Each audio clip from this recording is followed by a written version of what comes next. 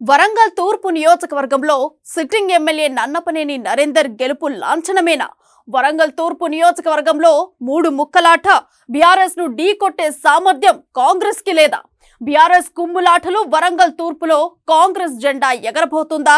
పుంజుకున్న బీజేపీకి పట్టం కట్టబోతుందా? నియోజకవర్గ ఓటర్లంతా ఎవరికి అండగా నిలుస్తున్నారు?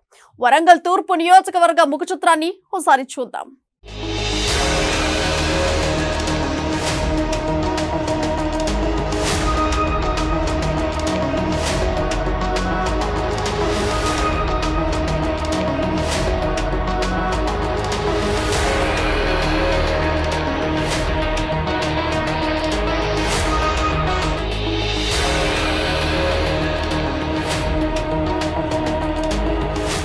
ఉద్యమాల పురటిగడ్డ ఓరుగల్లు జిల్లా.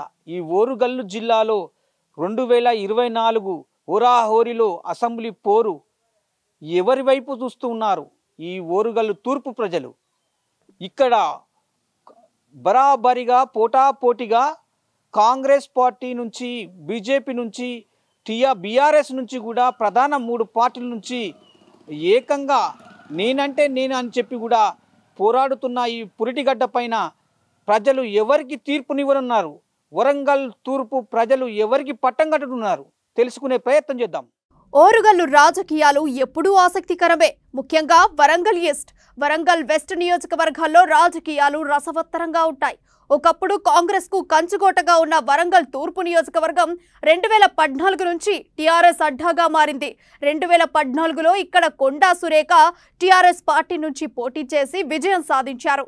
2018లో జరిగిన ఎన్నికల్లో ఆమెకు అవకాశం రాలేదు. అప్పుడు మేయర్గా ఉన్న నన్నపనేని నరేందర్ గులాబీ తరఫున పోటీ చేసి విజయం సాధించారు.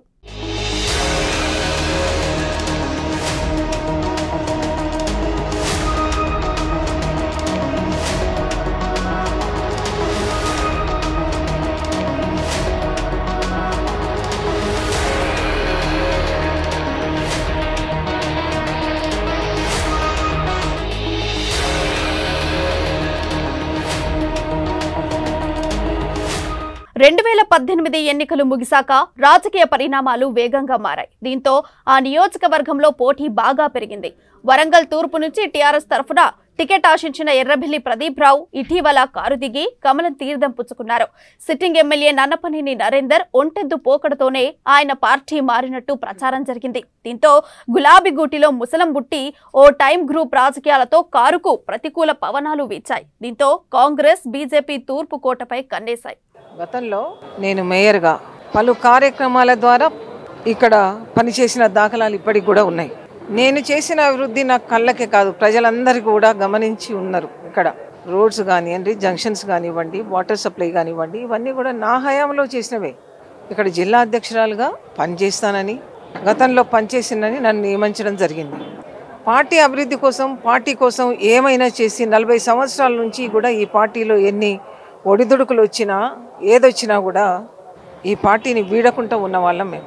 పార్టీ అధిష్టాన నిర్ణయాన్ని ఎప్పుడు కూడా శిరస వహిస్తాం. పార్టీలో ఎవరున్నా లేకపోయినా, ఏ కష్ట నష్టాలు ఉన్నా కూడా ఈ పార్టీని అంటిపెట్టుకొని ఉండేవాళ్ళం. తప్పకుండా ఏదైనా అవకాశం వస్తే తప్పకుండా నాకే బాగున్నది అని అధిష్టానం నిర్ణయిస్తే తప్పకుండా పోటీ చేస్తాం. అధికార టీఆర్ఎస్ లోని గ్రూప్ రాజకీయాలను అనుకూలంగా మార్చుకునేందుకు కాంగ్రెస్, బీజేపీలు తీవ్రంగా ప్రయత్నిస్తున్నాయి. సిట్టింగ్ ఎమ్మెల్యే నన్నపనేని నరేందర్ కి పోటీగా అదే పార్టీకి చెందిన బస్వరాజ్ సారయ్య, గుండు సుధారాణి రేస్లో ఉండేందుకు ప్లాన్ చేశారు. ఒకరంటే ఒకరికి పడక వర్గపోరు తీవ్రంగా మారింది. అయితే ఆ వర్గపోరుకు చెక్ పెడుతూ సీఎం కేసీఆర్ తొలి జాబితాలోనే వరంగల్ తూర్పు అభ్యర్థిని ప్రకటించారు. ఈసారి కూడా వరంగల్ తూర్పు టికెట్ను కేసీఆర్ ప్రస్తుత ఎమ్మెల్యే నన్నపనేని నరేందర్కే కేటాయించారు.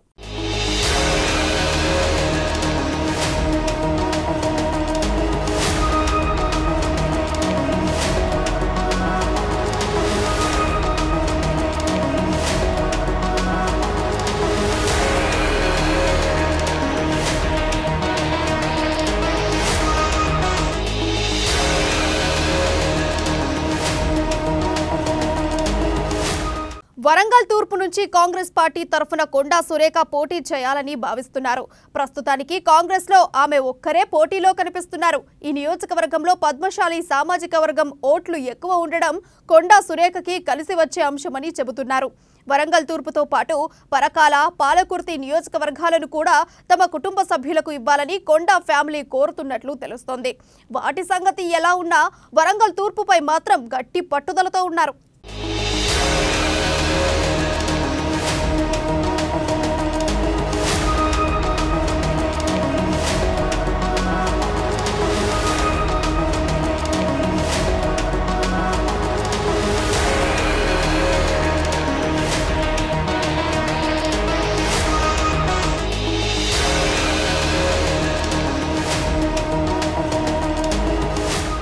ఇక 2018 అసెంబ్లీ ఎన్నికల్లో 4000 ఓట్లకు పరిమితమైన బీజేపీ మున్సిపల్ కార్పొరేషన్ ఎన్నికల్లో 45,000 ఓట్ బ్యాంక్ సాధించుకోగలిగింది. దీంతో తూర్పుపై కమల దళానికి ఆశలు చిగురించాయి. తూర్పు ప్రజలు బీజేపీకి కాస్త సానుకూలంగా ఉన్నారనే టాక్ వినిపిస్తోంది. కానీ సరైన నాయకత్వం లేకపోవడం ఆ పార్టీకి మైనస్ పాయింట్ గా మారింది. అయితే వరంగల్ ఈస్ట్ అర్బన్ ప్రాంతం కాబట్టి బీజేపీకి కలిసి వస్తుందని నేతలు భావిస్తున్నారు. ఇవన్నీ లెక్కలు వేసుకున్నాకే ఎర్రబెల్లి ప్రదీప్ రావు బీజేపీలో చేరారని తెలుస్తోంది.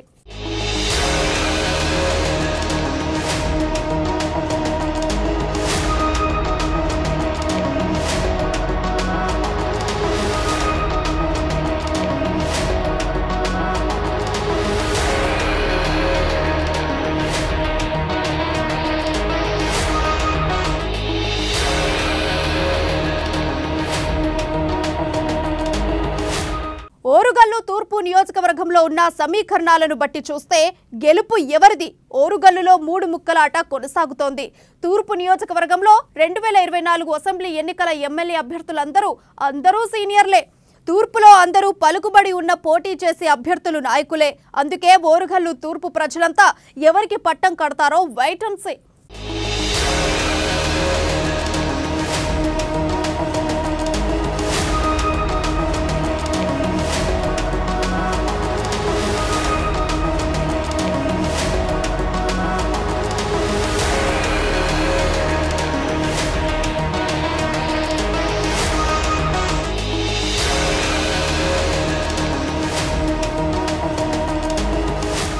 సంక్షేమ పథకాలు అయితే కల్పిస్తున్న ప్రజలు బీఆర్ఎస్ వైపు ఓట్లేసి బీఆర్ఎస్ నేతలనే గెలిపిస్తారా, లేక కాంగ్రెస్ అంటే బీఆర్ఎస్ మైనస్లన్నీ కూడా ఎండగట్టి కాంగ్రెస్కే పట్టం కడతారా?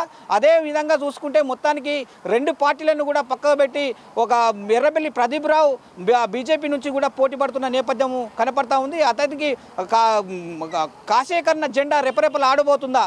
ఇది మొత్తానికైతే తూర్పు నియోజకవర్గంలో తేల్చేల్చిన పరిస్థితి అయితే తూర్పు నియోజకవర్గం ప్రజలకు ఉందని కూడా ఉన్నదని చెప్పుకోవచ్చు. కానీ మొత్తానికైతే ఎవరికి పట్టం కడతారు తూర్పు నియోజకవర్గం, ఇది వేచి చూడాల్సిన పరిస్థితి అయితే కనబడతా ఉంది. కెమెరా పర్సన్ బాలుతో స్వామి, అమ్మా న్యూస్, వరంగల్.